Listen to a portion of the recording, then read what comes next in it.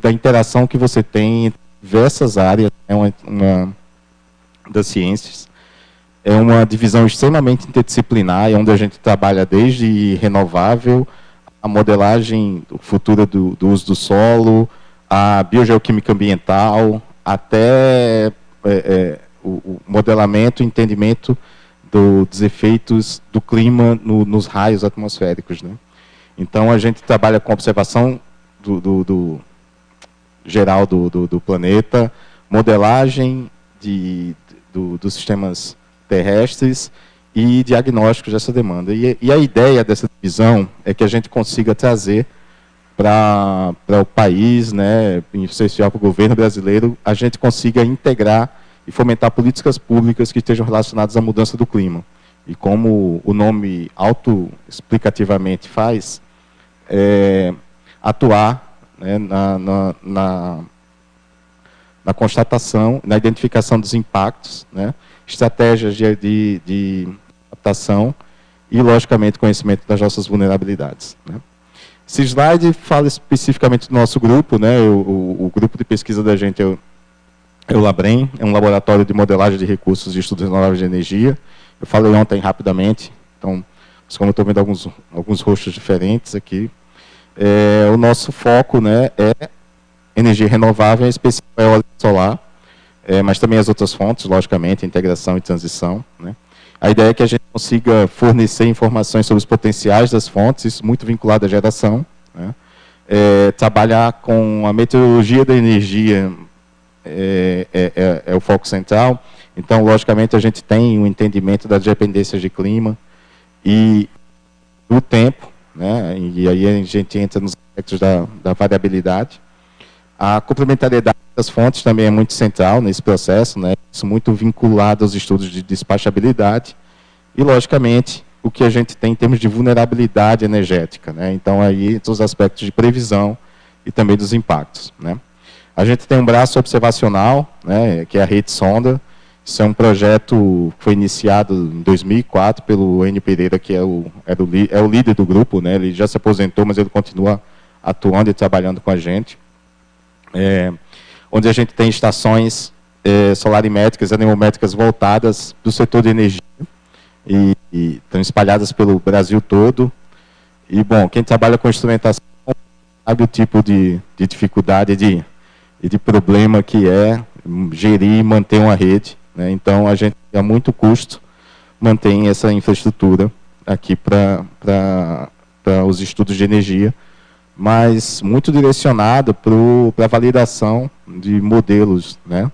Porque a instrumentação em si, os dados, eles têm uma resolução muito pontual, né? E para a gente conseguir cobrir um país de dimensões continentais como o Brasil, a gente tem que apelar para a modelagem, né? A gente não tem muito o que fazer em relação a isso, né?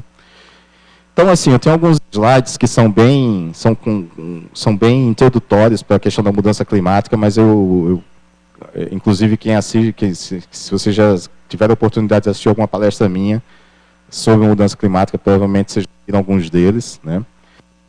Onde eu trago algumas questões para a gente desmistificar se é que isso ainda existe, mas existe.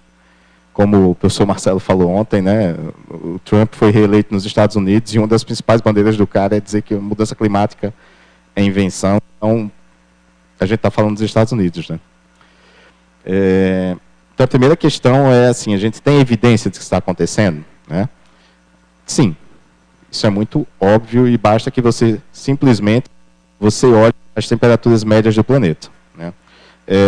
Esse gráfico aqui mostra, na verdade, as anomalias de temperatura, e anomalia também é um conceito que é legal trazer para vocês, seria o quanto esse valor está diferindo da média, é quanto você tem aumentando ou diminuindo em função de um valor que é referência. Então, basta que a gente olhe, né, o quanto a gente tem estado acima da média, né, e os últimos registros de quando a gente teve um evento onde a gente esteve abaixo da média foi por volta de 1978, ou seja, de lá para cá, a gente só tem o mundo esquentando, aumentando, né? E aí, o primeiro conceito que eu trago para vocês, que é importante, que é o que é clima. Clima não é tempo. Clima é uma característica média numa determinada variável. Então, quando a gente fala de média, a definição de clima para a climatologia é que você tem essa média como sendo uma média de 30 anos. Né? Ou seja, se a gente fosse fazer uma média hoje, a gente precisaria atualizar as nossas normais. E mesmo atualizando essas normais, a gente teria essas diferenças de temperatura muito mais altas agora. Né? Então, a gente está trabalhando forte para manter o planeta mais quente, como eu estava mostrando para vocês. E 2023 foi o ano mais quente registrado, né, desde que o mundo é mundo e que se começaram a se realizar medidas médias de temperatura no planeta Terra.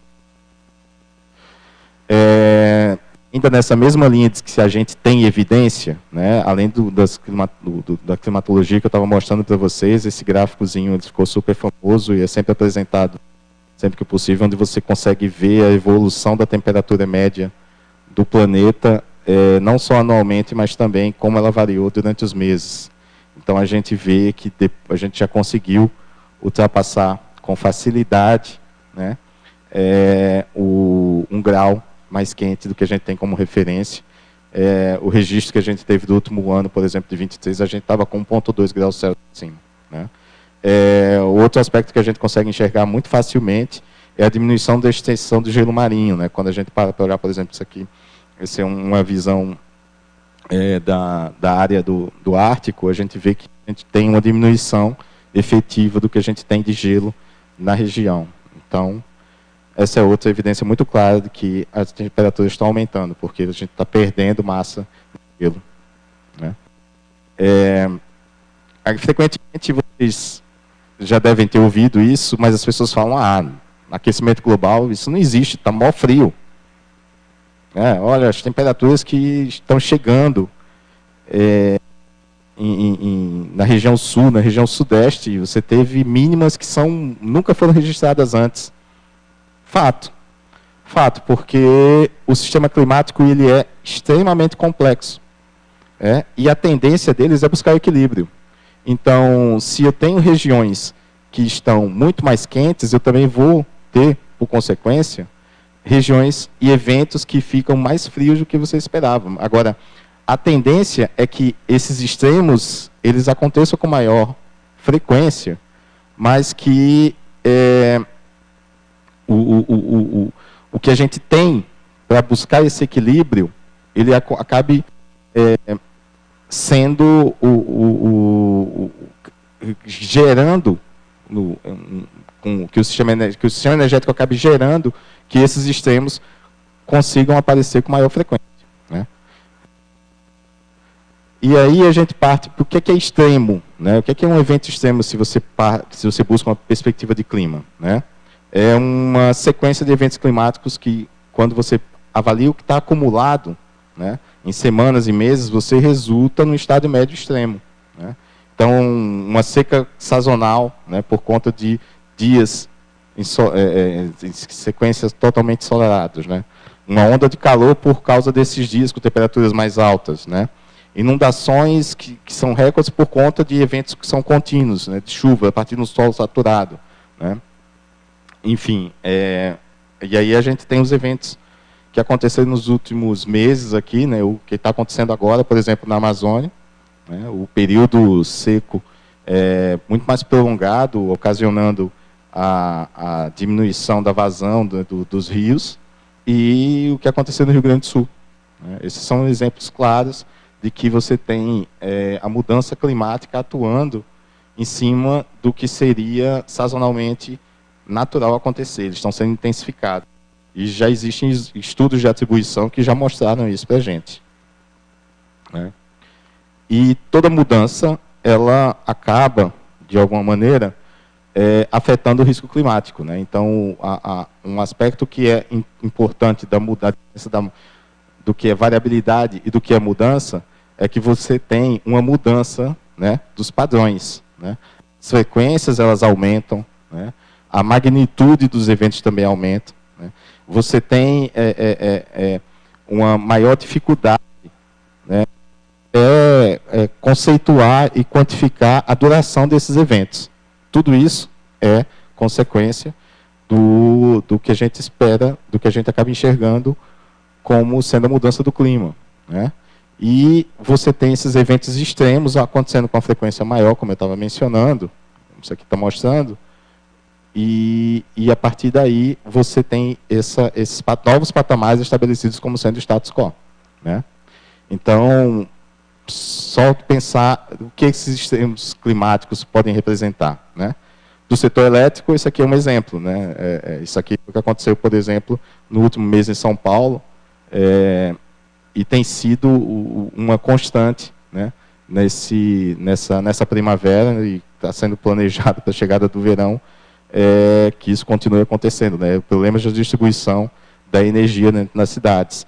Ou mesmo os extremos, esses eventos extremos também impactam diretamente na transmissão. Eventos de seca, onde a gente tem os reservatórios sem água, ou muito abaixo daquilo que é esperado. Ou seja, tudo isso está relacionado com a mudança do clima, né? Ah, mas isso é assim mesmo, porque tem ano que é mais quente, tem ano que é mais frio. Isso é normal. Minha mãe contava isso, minha avó já dizia isso. Tudo bem. Realmente, existe variabilidade e existe mudança, como eu estava explicando. Mas a variabilidade climática, ela remete a ciclos, né? E a gente tem ciclos de pequena e de grande escala temporal. O que a gente está vivenciando agora é uma mudança de patamar, né? E isso aqui, esse gráfico é muito explicativo do que é da diferença de variabilidade para mudança, né? Em azul, você tem um padrão que ele continua estabelecendo, mas gente no mesmo nível. Mudança seria isso que a gente enxerga em vermelho, porque você percebe que você tem uma tendência de crescimento. Então, a variabilidade ela continua acontecendo, você continua tendo extremos, né? Mas esses extremos são maiores. A tendência que enxerga quando você coloca dados, por exemplo, de temperatura, é que a variabilidade ela continua acontecendo, mas ela tem uma tendência de crescimento. Isso, estatisticamente, é muito fácil de verificar, né? Quando a gente fala em variabilidade, a gente tem um exemplo que todo mundo conhece, né, que é o queridão ali, que é o Enos, né, que é o Ninho e Laninha, a gente sempre está comentando. Esse é um dos exemplos claros do que você tem de variabilidade, é um padrão de variabilidade climática que tem curta escala, de 2 a 3 anos, ou às vezes um pouco mais, e você percebe que você tem a fase fria e a fase quente, é o Ninho e Laninha. Cada um com características distintas, né, com resultados distintos, com impactos distintos no nosso clima, né? Normalmente, quando você tem eventos, quando você está em condições de El Niño, você tem uma menor capacidade, uma menor quantidade de precipitação no eixo norte e nordeste do Brasil, por exemplo, e aumenta a precipitação na região sul, né? Lógico que isso não é uma regra, depende muito de como você tem outros sistemas atuando, outras situações acontecendo, mas você tem essa variabilidade muito bem estabelecida. E Laninha é o inverso. Laninha a gente tem mais chuva no eixo norte e nordeste do país, com menor precipitação na região sul, né, no eixo sul-sudeste. Então, esse é um exemplo muito bem conhecido, muito bem quantificado.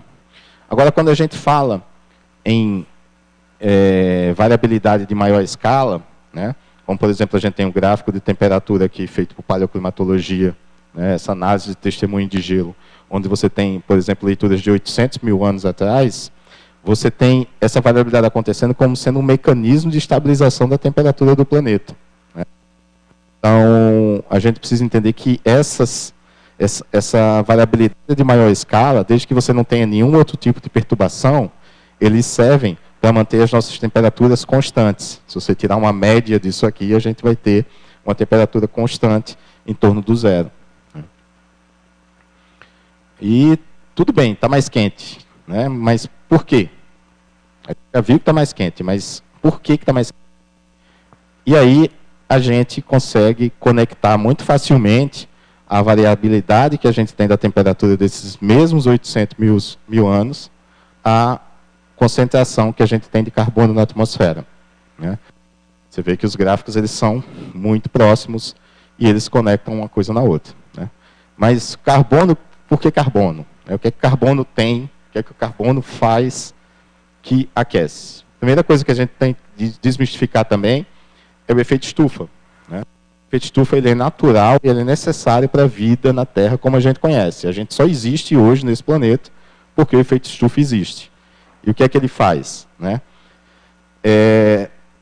Eu gosto muito de explicar o efeito estufa com a analogia de você na cama quando você pega o seu cobertor. Né?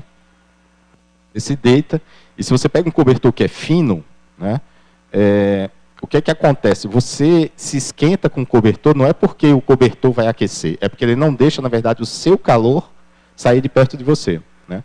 E à medida que eu vou engrossando esse cobertor, eu vou fazendo com que eu perca menos, quer dizer, que eu perca o calor, mas que o calor se afaste menos de mim. Né? Eu fico com esse calor retido de uma maneira mais efetiva. Né? Essa é a mesma analogia com o efeito estufa. Carbono seria a grossura do cobertor. Quanto mais carbono eu tenho inserido na atmosfera, eu deixo escapar, né? Ele absorve a maior radiação de onda longa, e essa radiação, então, mantém o planeta aquecido. O problema não é o efeito estufa em si, o problema é a intensificação desse efeito pelo excesso do carbono. Né? Porque o efeito estufa natural, como a gente conhece, ele faz com que a temperatura média da Terra estivesse em torno dos 17 graus, e se ele não existisse, ele seria de menos 15. Menos 15 graus de temperatura média do planeta Terra, a gente certamente não teria a vida como a gente tem estabelecida hoje. Né? Então, a concentração do carbono ela é chave. Né? E a gente está conseguindo fazer com que essa concentração aumente de um jeito que ela nunca aumentou antes. Né? E a relação que você tem, né, como eu já tinha mencionado para vocês, dos picos com os picos de temperatura, ela é muito direta. Né? É muito fácil de a gente associar e de conectar. Né? E para a gente, de onde é que vem esse carbono? Né? A Fabi tinha mostrado ontem, eu trouxe de volta aqui para vocês, porque é importante mostrar que as nossas emissões elas não estão relacionadas diretamente com o setor de energia. Tá? No caso do Brasil, a gente tem 37% dessas emissões, isso com dados de 22, vindo da agropecuária, 29%, não estou enxergando muito, mas eu acho que o número é esse, relacionados à mudança do uso do solo, ou seja, basicamente desmatamento, né? E a partir daí a gente vem com o setor de energia fazendo. A questão é que parte do que a gente está fazendo hoje para emitir, para gerar energia limpa, também está gerando desmatamento. Então, de novo, toda aquela discussão que a gente teve ontem, de que as coisas precisam ser melhor regulamentadas e melhor fiscalizadas e feitas de uma maneira que a gente não troque uma emissão por outra, né? E que a gente não conecte essas coisas na hora que a gente for atender as demandas de planejamento. Ah, mas isso está muito longe de mim, isso é coisa... Você falou do Rio Grande do Sul, você falou da Amazônia, né? Aqui em Maceió a gente está de boa, como diz o coleguinha.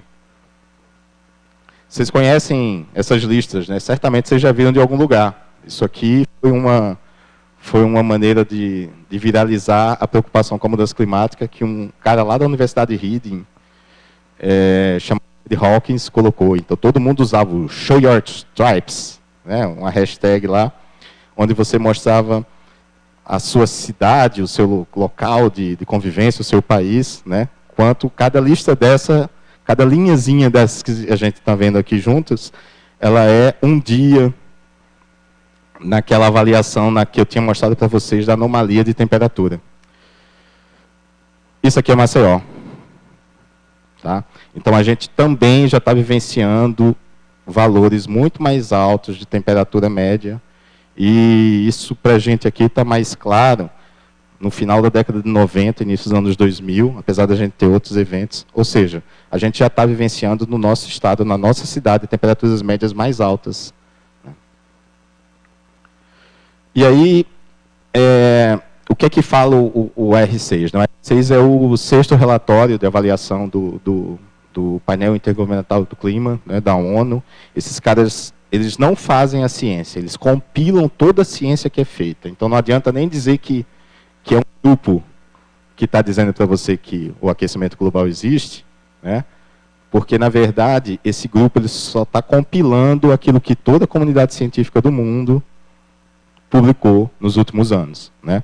Mas uma coisa bacana que eles fazem, que eles trabalham, é na definição de cenários, né, e de mecanismos, de caminhos, né, que isso está associado com, não só com questões de clima, mas também com o que a gente conhece como sendo as características futuras, né, o que você planeja como crescimento e como isso está relacionado com o PIB, com a população, com a urbanização, com aspectos de desenvolvimento, enfim. Eles definiram, então, caminhos, né, como é que vai ficar o mundo dependendo do caminho que a gente seguir, né? Onde o SSP1 é sustentável, o 2 é intermediário, o 3 já está relacionado com níveis de altas emissões, né, onde a gente já tem bastante desafio para mitigação e adaptação. O 4, a gente já tem média e baixos forçantes, né? Então, assim, você tem baixo desafio para mitigação, mas altos para adaptação, né? Assim, você vai precisar se adaptar. E o 5 é o terror e pânico, né? Alto consumo de combustível fóssil, a gente não vai conseguir mitigar, a gente não vai conseguir adaptar, a gente vai deixar o mundo pegar fogo do jeito que está, né? Eu vou contar para vocês que esse 1 a gente não chega mais. O 2... só se a gente puxasse o freio de mão com muita força. A gente está pensando hoje em avaliar 3, 4 e 5 como sendo a nossa realidade, do jeito que os países estão se planejando, do jeito que os planejando, maneira de dizer, né? Eles estão planejando o seu futuro, mas a gente ainda trabalha, né? A gente ainda fala em mitigação, e quando a gente vai buscar reuniões como as COP, como coisas desse tipo, a gente está tentando chegar, pelo menos no SSP2, mas a comunidade científica, na hora que você para para conversar, muita gente já disse que isso foi embora. Né?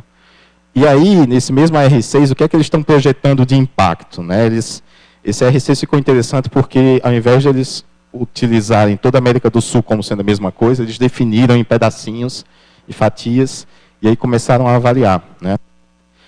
E aí a gente vê que a fatia que interessa para a gente enquanto Brasil, né?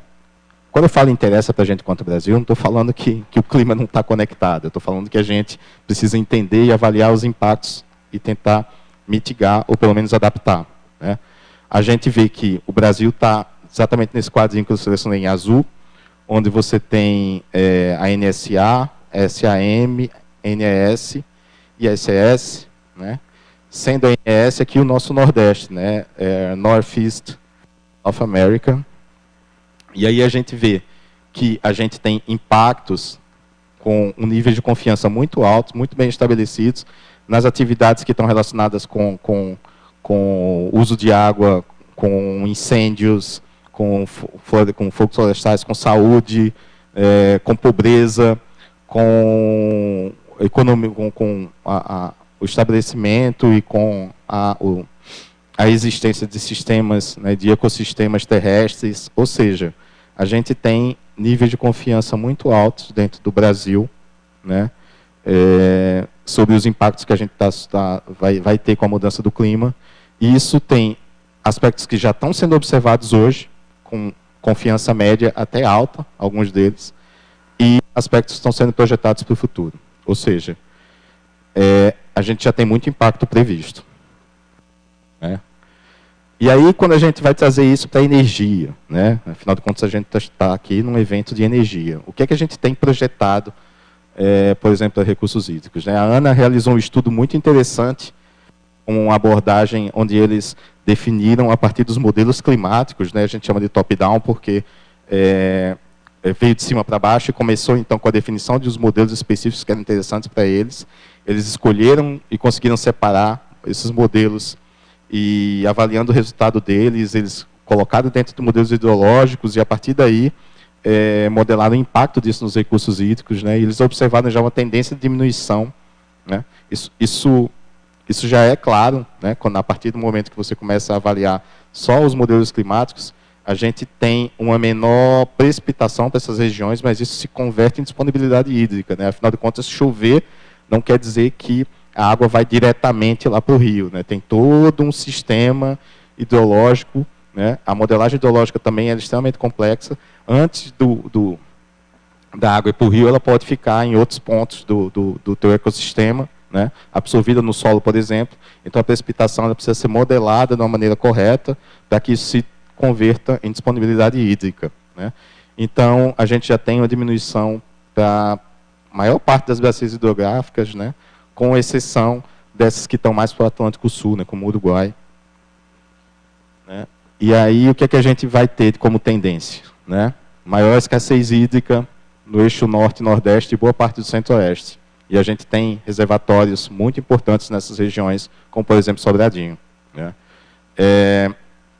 A tendência, quando você avalia ali no quadro à direita, estão exatamente esses modelos, né? Algumas têm tendências de diminuição muito claras, outros de alguma instabilidade, mas elas estão ali separadas, né? Então, a gente imagina que isso vai poder se intensificar com o passar do tempo, à medida que esses níveis de emissão de gases eles vão aumentando, né? Então, a coisa vai piorando à medida que os cenários vão evoluindo, né? Tem diminuição até 40% da disponibilidade hídrica já agora, em 2040, em algumas das bacias, né? E você tem uma diminuição um aumento substancial do número de trechos de rios intermitentes, ou seja, rios que a gente entende que eles são constantes, eles vão passar a ser mais intermitentes no futuro, né? Isso é muito preocupante. O risco de escassez de água ela vai aumentar, né? E isso fica muito claro, principalmente nas regiões onde a gente já tem pouca água, né? Porque são as regiões semiáridas, né? E isso afeta diretamente o abastecimento de água nessas regiões, nas cidades, né? E especificamente na geração hidrelétrica. Ou seja, preocupante. E o que é que a gente consegue atuar, né? A gente precisa, então, pensar em tudo aquilo que a gente discutiu um pouco ontem, né, quando a gente está falando de transição energética, na definição e no estabelecimento ali de mecanismos para que a gente tenha outras fontes atuando em complementariedade para trazer segurança energética, né? E acabou que eu não comentei, eu deveria ter colocado um slide falando especificamente da modelagem climática, né? Que é outra confusão que também tentam colocar na cabecinha da gente. Modelo climático não é modelo meteorológico. Modelo de clima não é modelo de tempo. E as pessoas fazem muita confusão, né? Ah, mas eu não consigo, a previsão do tempo errou para amanhã, para a próxima semana. Você está me falando que os caras estão modelando 2100?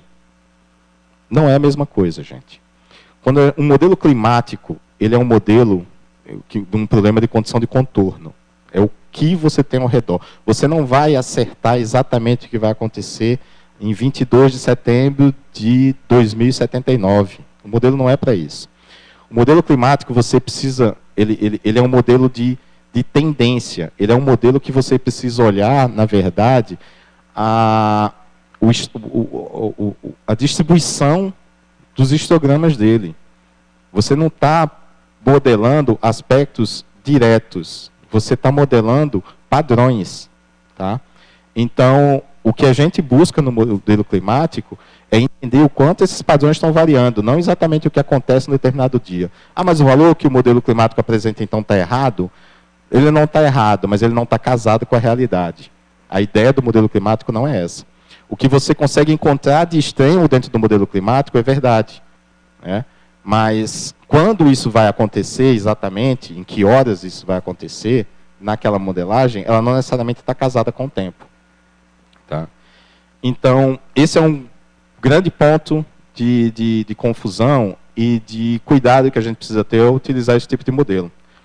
Esse artigo que a gente publicou agora, foi em outubro, que a gente publicou na Nature Scientific Reports, a gente tentou trabalhar e definir estratégias exatamente para escolher os modelos que nos serviriam melhor, né? Então, aí, a lógica aqui não foi escolher os modelos que acertam mais, mas sim eliminar os modelos que erram muito, né? Diminuir a nossa nuvem de incerteza, porque a incerteza climática ela está associada exatamente a isso, a você ter diferentes resultados dos mesmos padrões, né? O mesmo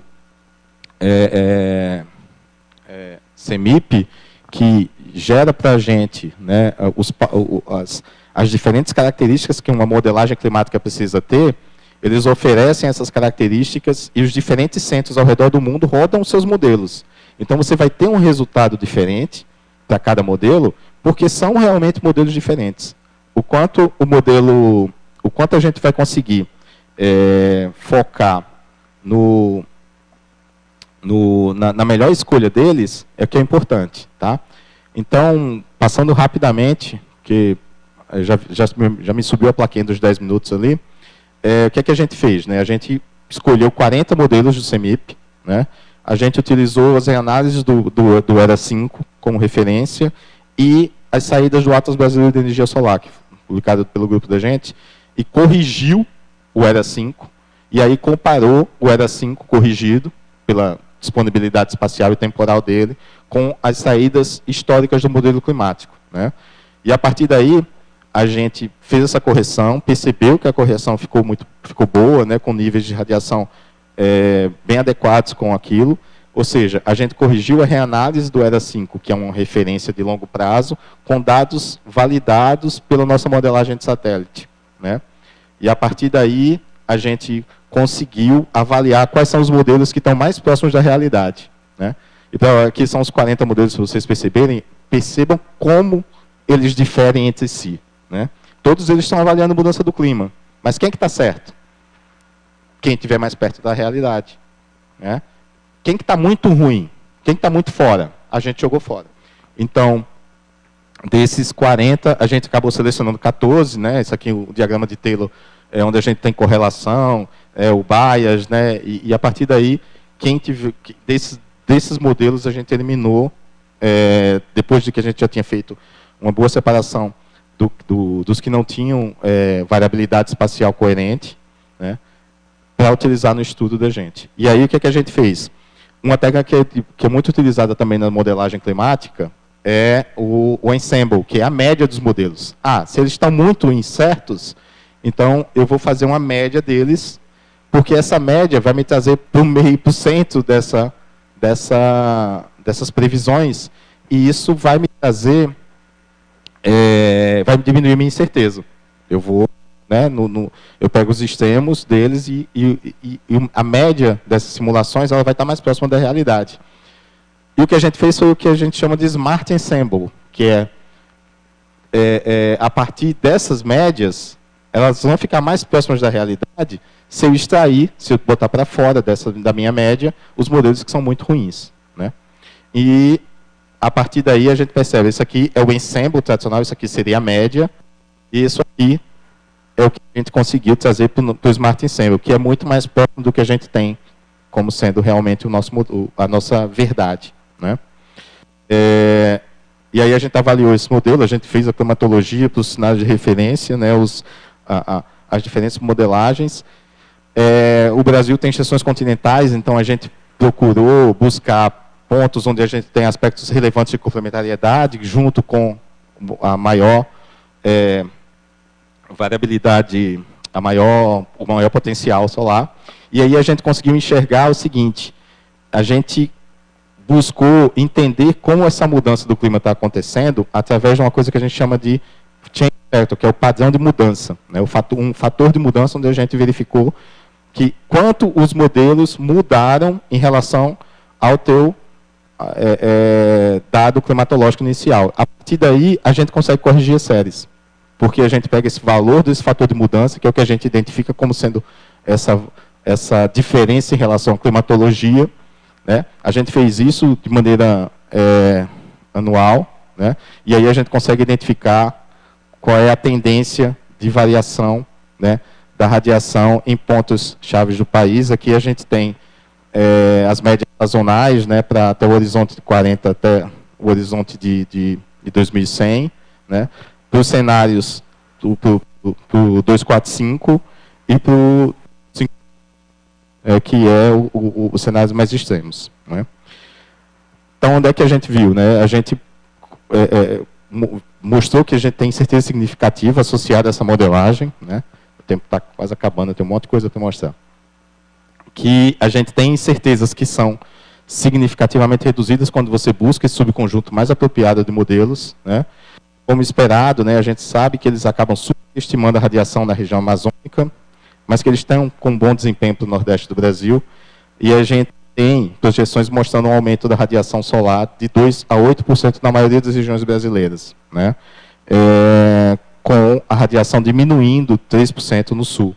Isso é coerente, por exemplo, com os estudos que a gente estava falando agora há pouco de precipitação.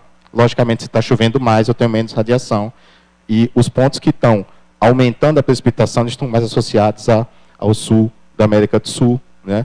E o restante, a gente tem uma diminuição da precipitação com o aumento da radiação solar, né? O centro e o sul, centro do sudeste do Brasil, a gente também tem resultados variando muito dependendo dos modelos, né? Uma coisa que é importante e que é interessante a gente verificar é que essa baixa magnitude, né, essa diferença pequena em comparação com a dispersão que a gente tem desses modelos, ela ainda é a principal fonte de incerteza que a gente tem de limitação desse tipo de estudo, né? Então, essa abordagem da gente, a gente conseguiu melhorar muitas avaliações, mas essa dispersão ela ainda é muito grande e ainda é fonte de incerteza, né? Aqui, falando rapidamente de tendência de extremo, né, a gente já identificou em estudos anteriores, esse estudo aqui, acho que foi de 2015, também do nosso grupo, onde a gente tentou buscar tendências de aumento e de diminuição dos extremos mínimos e máximos, né? Normalmente a gente está falando sempre de extremo máximo, mas o extremo mínimo também é relevante, né? Porque quando a gente está falando de vento e de precipitação, locais onde você, por exemplo, onde você tem índices muito baixos de vento, eles podem aumentar, né? Então, esse estudo ainda usava CMIP3, mas ainda assim a gente tem considerações bastante importantes, né, como diminuição de mínimos na região norte, ou seja, aumenta um pouco aqui, mas nem tanto, né, e um aumento dos máximos em relação ao que a gente tem em regiões que são chave também, como a Amazônia, como o Nordeste do Brasil. Isso ainda é coerente com os resultados que a gente observa hoje, né? Aqui a gente também fazia uma avaliação de impacto e a gente já percebia também, mesmo no CMIP3, aumento também do potencial eólico, né, no norte do Brasil e alguma diminuição no sul, mas também relevante, né? Isso aparecia, inclusive, sazonalmente de uma maneira muito pronunciada, né, como março, abril, maio, como os meses que você tinha um maior aumento, né, no Nordeste, e dezembro, janeiro e fevereiro com maior diminuição no Sul, né. E a gente aplicou também a metodologia similar a essa que a gente fez para a fotovoltaica, para os modelos, para alguns modelos do CMIP6, no caso aqui a gente tinha escolhido só 24 modelos por uma questão de resolução deles. Ali a gente não corrigiu, porque os dados eólicos eles são bastante difíceis de modelar, né? E o que a gente tem de erro dentro dos modelos climáticos, ele já está muito... A reanálise já é suficiente para conseguir categorizar e indicar sem grandes problemas, né? Aqui a gente mudou um pouquinho o foco, né? Mas, ao invés de entrar no centro do Brasil, a gente focou um pouco nas regiões de offshore também, porque fazia mais sentido fazer essa avaliação, né? E aí, de novo, a gente percebe a diferença, né, clara ali em relação ao que a gente tem de diferença aqui de velocidade do vento, como os modelos diferem nos resultados entre si. A gente eliminou bastante modelo, dos 24 a gente acabou utilizando 9 deles, pelo mesmo Smart Ensemble, né, e a gente percebe também a mesma correlação de uma maneira bastante estabelecida. Aqui para o offshore, a gente percebe tendências bastante diferentes entre os modelos, né, e de novo, essa incerteza está ali associada, sendo considerada nas nossas análises. E aqui as tendências de aumento e diminuição elas são bem mais pronunciadas, né? A gente tem aumentos de 15% na velocidade do vento a 100 metros, para o Nordeste, para o Sul do Brasil no verão, né, até 2040, e de até 30%, ou até maior que 30%, dependendo do cenário que você utiliza, para o Nordeste, né, até o fim do século. Tem a diminuição do vento na região do Ceará, quando você pega os cenários mais conservadores, mas elas não aparecem, nos cenários mais rigorosos, né? O que a gente teve foi ali esse change factor sendo positivo em quase todo o Brasil no outono, né, para até 2040, mas a gente não observa isso na Amazônia, no Centro-Oeste, né? Essa diminuição ela é mais extrema no SSP 8.5, mas tem valores positivos e negativos numa faixa que a gente não consegue observar muito bem no 245, né? O que é importante aqui é que a gente tem padrões que se estabelecem, né, se repetem no final do século, com valores maiores que 30% em várias regiões do país, né? Quando a gente está falando do offshore, né, que também está em foco, também está em média, a gente tem um aumento médio de pelo menos 3,5%, né, na velocidade do vento para o litoral do Nordeste, no Sudeste e no Sul, né, até 2100. E no SSP 8.5 esse aumento é positivo aqui para o litoral do Nordeste, mas a gente tem pontos do litoral, Bahia, Sergipe e até mesmo aqui Alagoas, onde a gente tem redução. Ou seja, a gente tem mudanças significativas no padrão de vento em todo o país. Pessoal, era isso. Desculpa essa correria no fim, mas eu acho que a ideia é trazer para vocês uma visão mais geral do que a gente tem de mudança do clima e conectar isso com o que a gente tem para planejamento e para a integração de fontes para o futuro. Tá bom? Obrigado.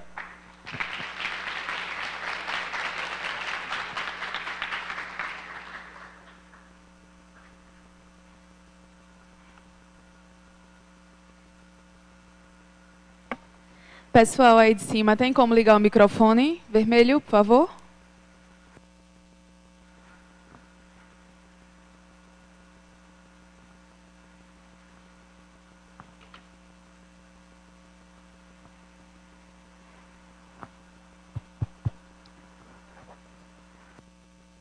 Então, temos uma pergunta feita pela Caroline, estudante de Engenharia de Energia.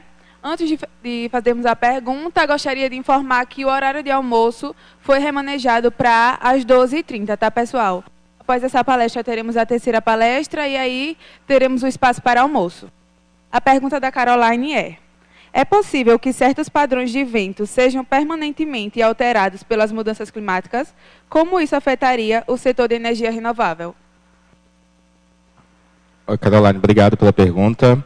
Sim, acabou que eu não coloquei nessa palestra pela quantidade de estudos e slides, mas a gente já fez uma análise no CEMIP 5, onde a gente verificou que os valores mais intensos do vento eles estariam mudando, né, por conta da mudança do posicionamento das asas, né? A gente tem a alta subtropical do Atlântico atuando no eixo sul-sudeste do Brasil, né, um pouco mais para fora, é um sistema semi-permanente, mas ela tem uma variabilidade. O vento que a gente consegue sentir aqui em Alagoas, por exemplo, quando você vai virando outubro, novembro, que a gente chama de lestada, é exatamente porque as asas, ela sobe um pouco a posição média dela e ela começa a girar. Então, essas mudanças da posição das asas estariam acontecendo um pouco antes do que acontece no clima atual. E isso você tem mudanças permanentes dos sistemas, né? Então, assim, quanto à mudança do padrão em si, foi aquilo que eu tinha mostrado, né? Os extremos, eles podem mudar. E quando eu falo extremos, assim, os maiores valores eles podem mudar não só na época do ano que eles acontecem, mas também os locais. E os locais são aqueles que eu te mostrei. Esse tipo de estudo que a gente faz quando a gente avalia o modelo climático é exatamente o planejamento, para que as pessoas que estão hoje decidindo onde vão ficar os empreendimentos entendam que existe uma perspectiva de mudança desses valores, né, desses potenciais, a médio e longo prazo, e que, eventualmente, os locais onde eles estão medindo ventos bons hoje não vão ter tanto vento, ou pode ter até mais vento no futuro. Foi exatamente o que eu tinha mostrado aqui nos slides, tá bom?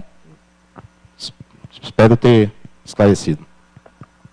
Muito obrigada, Rodrigo, pela sua colaboração no nosso evento.